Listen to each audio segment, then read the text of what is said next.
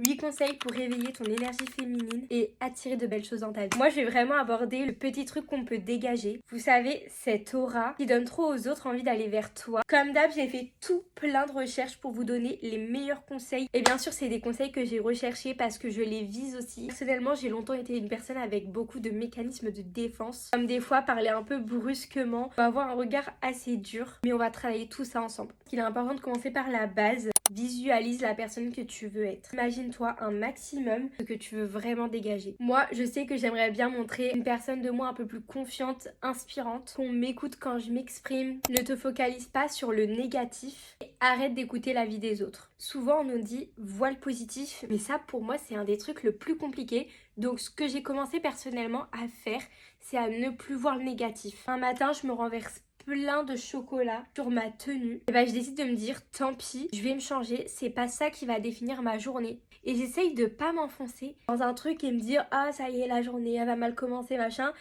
Et c'est là où, de toute façon, on va relever tout ce qui est négatif après. C'est limite le projet, être dans le déni du négatif et avancer. Et franchement, ça, je vous jure, c'est un de mes meilleurs conseils. Pareil, souvent on dit ne te préoccupe pas de la vie des autres. Ça, c'est super dur. Et personnellement, quand j'ai été au lycée, j'ai commencé déjà par ne plus demander l'avis aux autres pour des sujets inutiles. Ou alors, je ne laissais pas les autres donner leur avis. Et ça, pareil, ça a tellement changé de choses. J'ai beaucoup vu le conseil d'être calme, posé, faire les choses lentement. Bon, ça c'est clairement tout ce que je suis pas. J'aimerais bien travailler plutôt le côté prendre le temps, par exemple, avant de répondre de manière impulsive à des sujets négatifs, des embrouilles. Conseil numéro 4, j'ai vu qu'il fallait travailler un peu sa posture. C'est vrai que celui-là, je le trouve pas simple. Quand on voit une personne qui se tient droite et pas recroquevillée, ça change beaucoup sur la vision de la personne qu'on peut avoir. Ça peut nous aider nous-mêmes à avoir confiance en nous, mais aussi à dégager de la confiance près des personnes qui nous entourent. Bien sûr, le conseil, habille-toi comme tu le sens, dans des vêtements dans lesquels tu te sens bien, dans lesquels tu te sens toi. Il y en a beaucoup qui précisent que si tu veux travailler un peu un trait de personnalité, n'hésite pas à rajouter des accessoires, des bijoux. C'était important de prendre soin de soi, tant à l'extérieur